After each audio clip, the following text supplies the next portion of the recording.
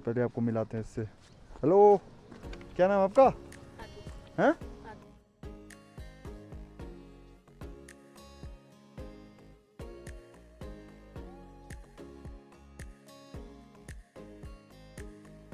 दो 2025 में ये बाइक आपको नहीं खरीदनी चाहिए। Mileage, power, with definitely it will wobble.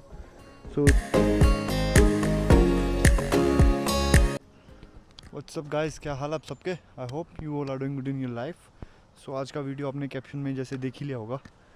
अभी मैं यहाँ पे अपनी यामाहा के साथ हूँ, एमटी, और आज मैं अपनी बाइक का रिव्यू करने वाला हूँ। आई थिंक मेरे हिसाब से ये अभी बाइक 2021 की पहली बाइक है जिसने अभी 70,000 किलोमीटर प्लस कवर कर लिया है। सो मैंने इस बाइक पे बहुत सारी लंबी राइड कर ली है। बाकी मैं आपको आज इसका ओवरऑल रिव्यू देना चाहूँगा कि ये बाइक आपको अभी के टाइम 2025 में ख़रीदनी चाहिए या नहीं। So let's go. पहले आपको मिलाते हैं इससे। हेलो, क्या नाम है आपका? हैं? आदि। स्कूल जाते हो?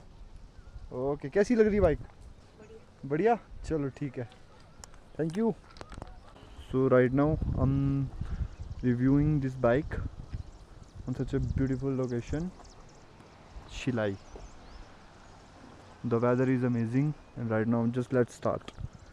So पहला इस बाइक का मैं इसके बारे में बात करना चाहूँगा कि आपको ये बाइक क्यों नहीं ख़रीदनी चाहिए 2025 में। इसका डिसएडवांटेज अभी क्या है कि ये बाइक की जो प्राइसिंग है, मैंने अराउंड इस बाइक को 2021 में बाय करा था 1.72 lakh on road. So right now इस बाइक की कीमत अप्रोक्स मोर देन 2 लाख चली गई है।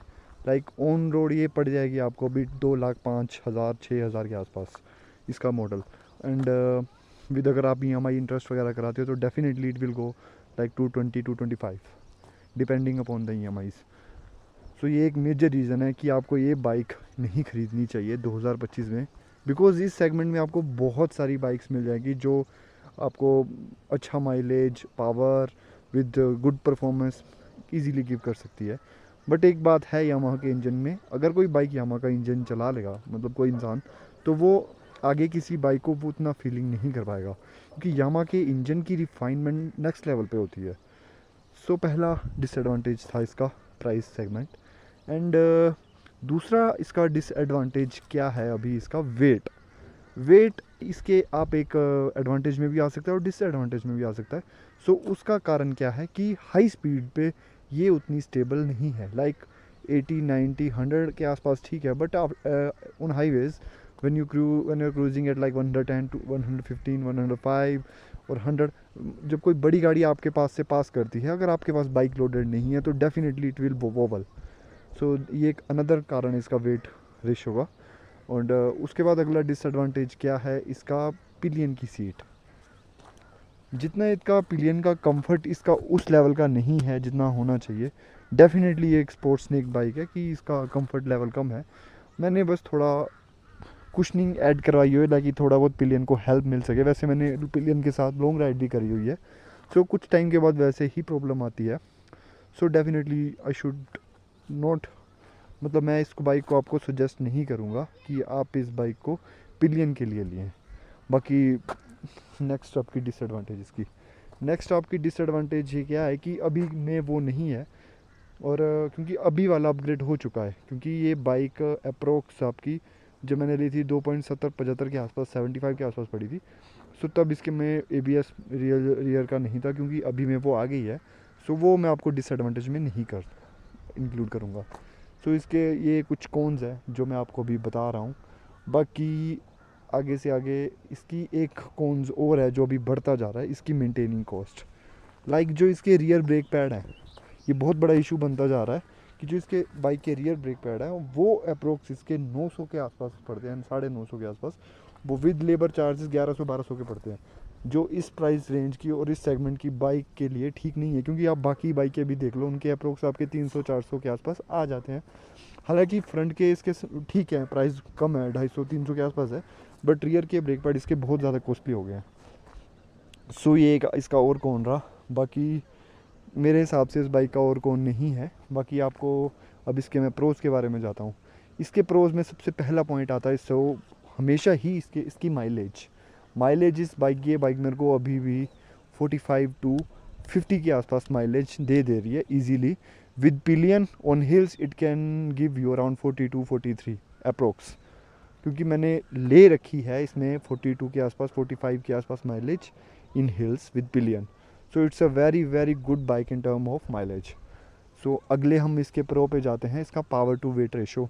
पावर टू वेट रेशो ये है कि ये बाइक बहुत इजीली हैंडल हो जाएगी आपकी, लाइक अप्रोक्स इसका 140 के आसपास इसका कर्व वेट है, और मैंने जैसे थोड़ा एसेसरीज वगैरह लगा रखी हैं तो अप्रोक्स 145 के आसपास इसका कर्व वेट हो गया है। और उसके कारण ये बहुत इजीली मैनूवर है ट्रैफिक में, सिटी में और हाईवेज़ पे। चलो थोड़ा डिसएडवांटेज रहता है, बट बाकी ये उधर को मतलब बाइक को मूव करना, रोटेट करना बहुत इजी हो गया है। सो ये एक वेट इसका बहुत बड़ा एग्जांपल है। बाकी फोर्थ कौन है, इसकी लुक्स। यामा MT-15 की लुक ऐसी बनाई गई है, लाइक ये कभी बाइक ओड नहीं लगेगी फ्यूचर में कि अब हमेशा ही अप टू डेट लगेगी, क्योंकि इसकी लुक्स ऐसे बनाई हुई है। जैसे डिज़ाइन इसके प्रोजेक्टर और हेडलैम्प्स मैंने थोड़ा मॉडिफाई करवाया हुआ है। बाकी ये bike no doubt futuristic bike है, क्योंकि कभी फ्यूचर में भी आपको ऐसा नहीं लगा कि आपने कोई पुराना मॉडल या बाइक का लिया हुआ है। और आगे जो मैं आपको पॉइंट बोलना चाहूँ वो है यामा की रिलायबिलिटी वटेवर। सो उस चीज़ को लेके बोलना चाहिए कि यामा के इंजन बहुत ही ज़्यादा स्मूथ है। और मैं लिटरली बता रहा हूँ, मैंने 3.5 साल में ये बाइक 70,000 किलोमीटर कवर कर ली है। सो ये आपका एक डेफिनेटली एक बहुत एडवांटेज है कि इस बाइक ने एक बार भी इंजन के साइड से मेरे को एक भी प्रॉब्लम नहीं आई। बाकी टेक्निकल इशू थोड़े बहुत आपको डेफिनेटली आते रहते हैं, कभी सेंसर का थोड़ा बहुत है कि वो एजेंसी में जाके सॉल्व हो जाता है। बाकी ये इस बाइक का एक मेजर इशू है, मेजर मतलब मैं आपको क्या बोल सकता हूँ, मेजर पॉइंट है कि इसका रिफाइनमेंट और इंजन की टेक्नोलॉजी। ठीक है। बाकी गाइज अब ये रहा आपका, अब मैं आपको एट लास्ट गाइज मैं आपको ये बोलना चाहूँगा कि आपको ये बाइक ख़रीदनी चाहिए। आज के टाइम पे 2025 में ये बाइक आपको नहीं ख़रीदनी चाहिए, मैं मस्त बोल रहा हूँ, क्योंकि ये बाइक अप्रोक्स आपको बहुत कॉस्टली पड़ जाएगी। इस प्राइस की रेंज में आपको बहुत सारी अफोर्डेबल बाइक्स है, नो डाउट। अगर अंडर 2 लाख होती या 1.9 1.8 1.85 तो डेफिनेटली आपको ये बाइक ख़रीदनी चाहिए थी। बट अभी आज के टाइम में these days you should make this bike because the price is too high. And इस सेगमेंट में आपको बहुत सारी और बाइक्स मिल जाएंगी। ठीक है गाइस, मिलते हैं, सी यू, सायोनारा।